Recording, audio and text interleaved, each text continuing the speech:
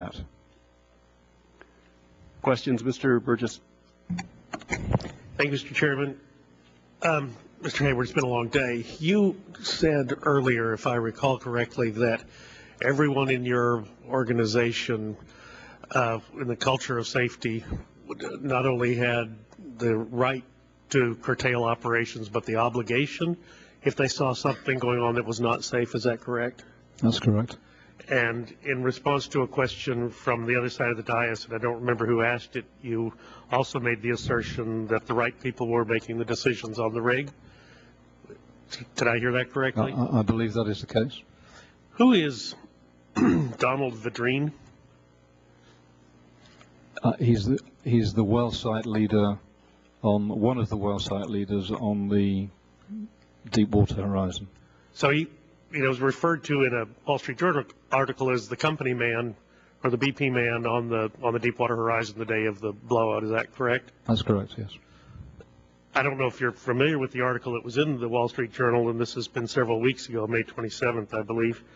They talked about a skirmish between some of the Transocean folks, the chief engineer or chief mechanic on the Deepwater Horizon, and the rig's top manager, Jimmy Harrell. Are you familiar with that discussion that apparently heard quite a heated discussion? I think Mr. Gonzalez was actually the one that brought it up. It is my understanding, Congressman, that account has been contradicted under oath in the Marine Board investigation, and that there was no debate or skirmish or any other heated discussion. That is what, I can't recall exactly who it was, but under oath at the Marine Board investigation, I believe it was the Transocean tool pusher, testified that there was no either heated discussion or debate or anything else. That would be the tool pusher, Miles Ezell? I believe that's the case. Wasn't Dewey Rivette, because he died in the accident, and he was one of the other witnesses to the altercation. Well, if this occurred, even if it only partially occurred, it just seems like there was enough discussion that someone should say, wait, let's not go forward with this because someone, at least some of our number, feel it's unsafe. And again, you said that the man would have the obligation, not just the right to say let's halt, he'd have the obligation to say, well, let's get everyone on the same page with this. Am I wrong to assume that? You're not wrong, and I think you can only conclude they all believed that it was right to proceed. Are we ever going to get a chance to talk to Mr. Vadrine? Will BP make him available to our committee?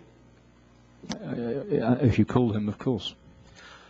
Let me ask you another question. You said in response to some information that came up that there was no evidence that BP was focusing on the cost of drilling, and yet March 2010 strategy presentation, you stated we have added exploration resources efficiently. Our discovery cost was $1.40 per barrel in 2009. This is consistent with our track record for the last 5 years of having the lowest discovery cost in the industry. Now, certainly that would be enviable, except in a culture of safety, I mean, I might even spend $1.45 or $1.47 instead of just $1.40 if it meant that it was a safe procedure.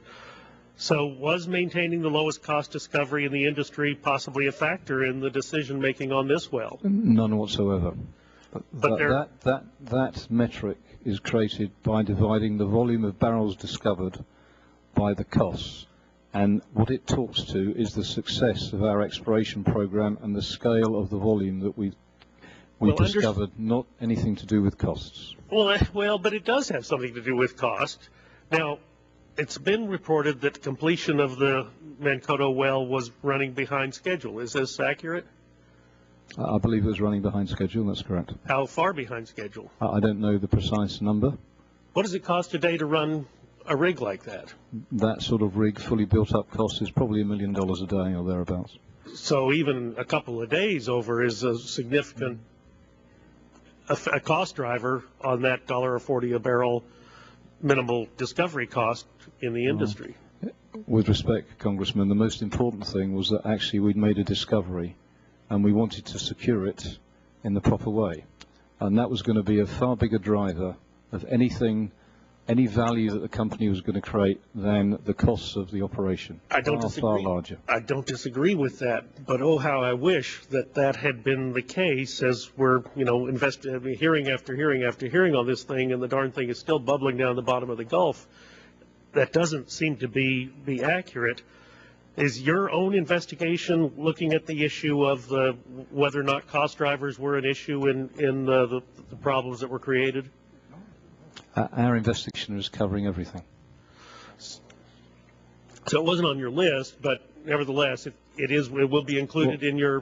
Well, my list is the early findings of the investigation in terms of the key areas to focus on.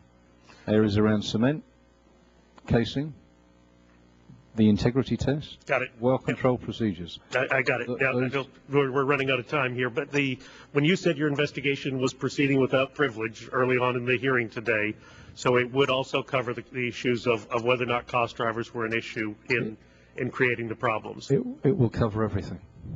Thank you, Mr. Chairman. I just echo what Mr. Scalise said earlier. We get calls all of the day or night. The faxes come in. People have got ideas on how to fix our problem in the Gulf.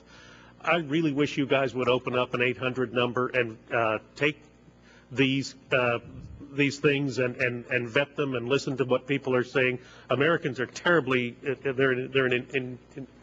have a lot of ingenuity in America, and people are watching that thing that Mr. Markey made everyone's computer screen show 24 hours a day. It's driving people crazy to watch that thing bubbling in the Gulf. People are coming to us with solutions. There needs to be a central location. I don't care whether it's you. I don't care whether it's Dr. Chu, but somebody needs to be vetting these things. And if there is a reasonable idea out there, put it to work. Thank you, Mr. Chairman. Mr. Markey for questions.